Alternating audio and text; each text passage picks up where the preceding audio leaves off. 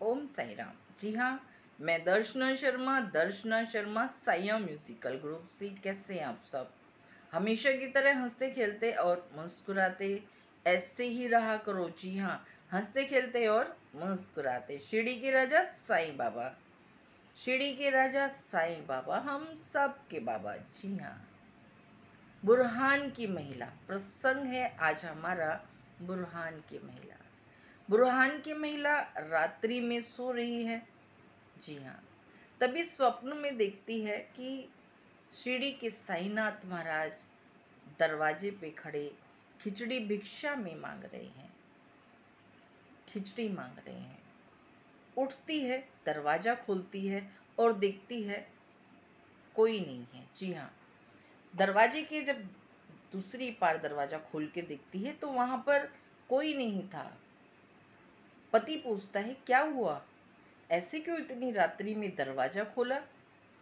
पत्नी कहती है दरवाजा मैंने किसी बाहरी व्यक्ति के लिए थोड़ी खोला है। अरे बाबा आए थे, कह रहे थे मेरा खिचड़ी खाने का मन है। पति ने कहा अगर बाबा आए थे तो हैं कहाँ? पत्नी कहती है वही तो देख रही हूँ। खोलने के बाद दरवाजा हैरानी हुई, साईनाथ नहीं है।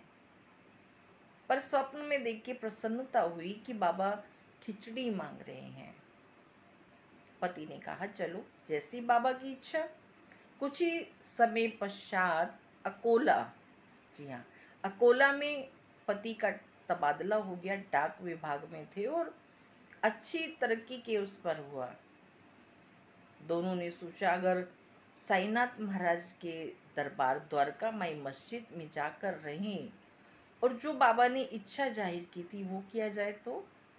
पति पत्नी दोनों ही साईनाथ महाराज को बहुत मानते थे, बहुत प्रेम करते थे साईं बाबा से।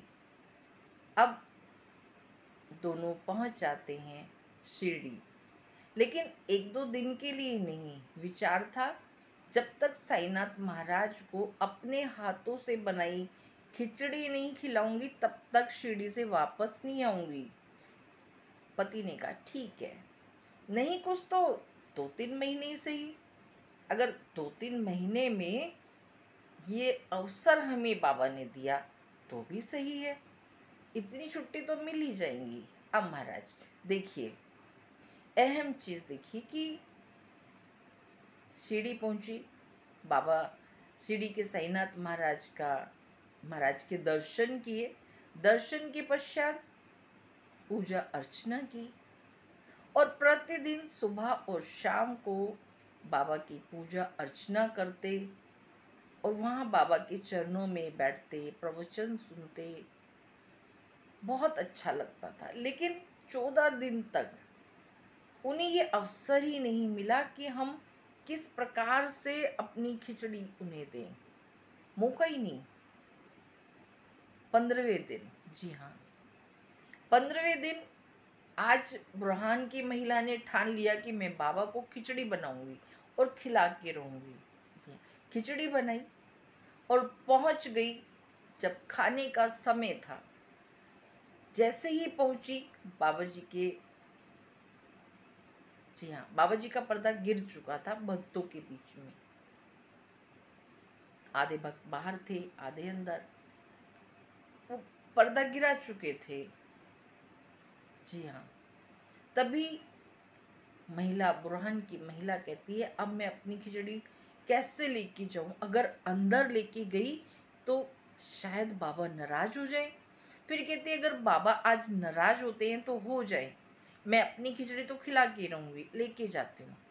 पर्दा हटाते ही अंदर पहुंचती हैं और बाबा जैसे उन्हीं का इंतजार कर रहे थे। बाबा उठे और तुरंत, जी हाँ, तुरंत ही खिचड़ी को खाने लगते हैं। ये देखकर सब बड़े हैरान होते हैं। बाबा कहते हैं बेटी खिचड़ी तो बहुत अच्छी बनाई है, मैं इसी का तो इंतजार कर रहा था, कब से सोच रहा था तुम अब आओ, पर सही समय पे आई हो। बाबा ने बहुत प्रेम पूर्वक वो खिचड़ी खाई और बुरहान की महिला ने बाबा का धन्यवाद किया। क्यों?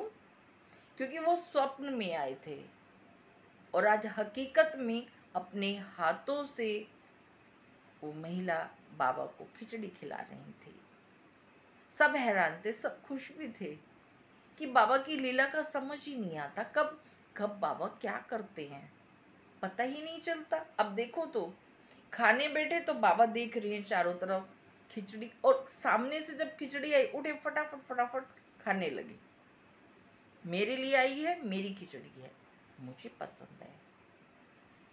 ऐसे हैं हमारे शिरडी के साईनाथ महाराज, सबकी मन की इच्छा को पूर्ण करते हैं, सबकी बिगड़ी को बनाते हैं, और सबसे बड़ी बात भावों को पढ़ते हैं।